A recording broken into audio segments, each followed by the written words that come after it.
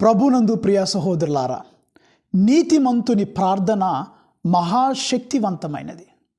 ఒక నిర్దోషి చేసే ప్రార్థనని దేవుడు తప్పకుండా ఆలకిస్తాడు. ఈ విషయాన్ని మనం ఈనాటి మొదటి పట్టణం దానియేలు గ్రంథము 13వ అధ్యాయంలో చూస్తున్నాం.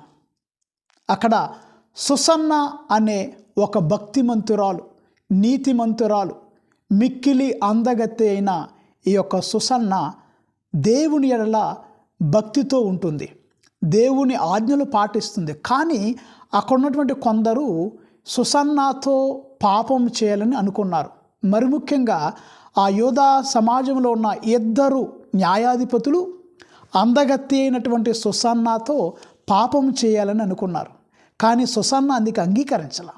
వాళ్ళు ఏమన్నారు, నీవు మాతో ఇదిగో ఈ యొక్క తప్పు చేయకపోతే నీ మీద నేరం మోపుతాం, నువ్వు ఎవరితో వ్యభిచారం చేసావని నీ మీద ఒక ముద్ర వేస్తాం, నువ్వు చచ్చిపోయేటట్లు చేస్తామని అంటే, ప్రియులారా, సుసన్న దైవభక్తి కలిగినటువంటి ఈ యొక్క సుసన్న ఏముందంటే, దానియేలు గ్రంథము 13వ అధ్యాయము అక్కడ 23వ వచనం చూసినట్లయితే ఆమె అంటుంది, కానీ ప్రభువునకు ద్రోహముగా పాపము చేయుట కంటే నిర్దోషిగా మీ చేతిలో చచ్చిపోవటమే మేలు అంది. నేను తప్పు చేయటం కంటే చచ్చిపోవటమే బెటరు అని సుసన్న ధైర్యంగా, నా దేవుడు నన్ను రక్షిస్తాడు, నన్ను కాపాడతాడని బలమైనటువంటి సంకల్పంతో, దృఢ సంకల్పంతో చావుకైనా సిద్ధపడింది, కానీ తప్పు చేయలేదు. ప్రియులారా, అలా చెప్పినట్లుగానే ఆ న్యాయాధిపతులు మరి సుసన్న మీద నేరం మోపినప్పుడు ఆమెకు మరణశిక్ష విధించారు.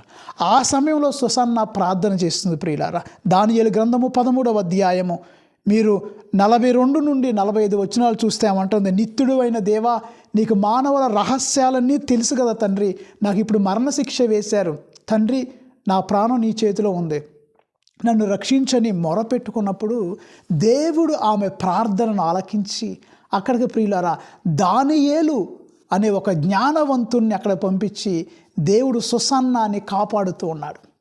అక్కడికి దానియేలు వెళ్ళి ఆ ఇద్దరు న్యాయాధిపతుల్ని ఆయన పరీక్షిస్తున్నాడు.